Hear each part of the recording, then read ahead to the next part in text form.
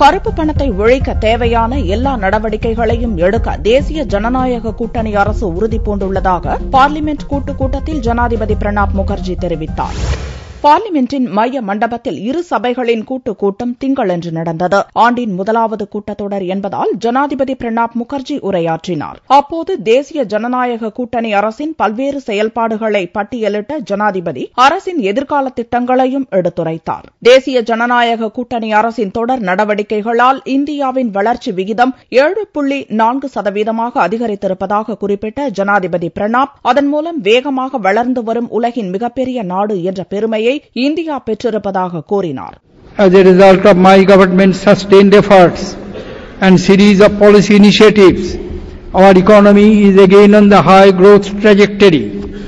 According to the latest estimates, our GDP is growing at 7.4%, which makes India the fastest growing large economy in the world.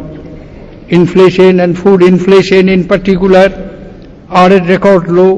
அனைவருக்கும் வங்கிக் கணக்கு திட்டத்தில் 100% இலக்கை அரசு நெருங்கியுள்ளதாக கூறிய பிரணாப் முகர்ஜி, கல்வி அனைவருக்கும் வீடு போன்ற திட்டங்களுக்கு அரசு அதிக முக்கியத்துவம் அளித்து செயல்பட்டு வருவதாக கூறினார். இந்த ஆண்டு ஆகஸ்ட் 15ஆம் தேதிக்குள் அனைத்து பள்ளிகளிலும் கழிவறை வசதியை அரசு ஏற்படுத்தி தரும் என்றும் உறுதியளித்தார். My government launched an ambitious Pradhan Mantri Jan Dhan Yojana to provide universal access to banking facilities. I am happy to state that the coverage under this scheme is close to 100%. தேசிய நீதிபதிகள் நியமன commission அமைப்பது உள்ளிட்ட சட்ட சீர்திருத்தங்களை செய்வதற்கும் அரசு முன்னுரிமை அளித்து செயல்படும் என்று குறிப்பிட்ட ஜனாதிபதி, வழக்கொழிந்து போன 1741 சட்டங்களை திரும்பப் பெற திட்டமிட்டுள்ளதாகவும் கூறினார்.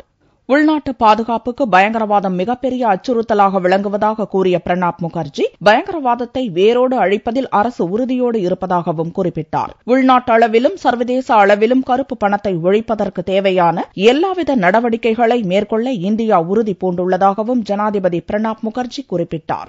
Honorable members, my government is committed to taking all possible measures to stop generation of black money, both domestically and international. பசுமை எரிசக்தி திட்டத்தை செயல்படுத்துவதில் அரசு உறுதியுடன் இருப்பதாகவும் அதற்காக நாடு முழுவதும் 25 மெகா சூரிய ஒளி பூங்காக்கள் நிறுவப்படும் என்றும் பிரணாப் முகர்ஜி கூறினார். நிலக்கரி சுரங்கங்கள் உள்ளிட்ட இயற்கை வளங்களை நேர்மையான முறையில் ஒதுக்கீடு செய்வதற்கான அனைத்து நடவடிக்கைகளையும் அரசு எடுக்கும் என்றார்.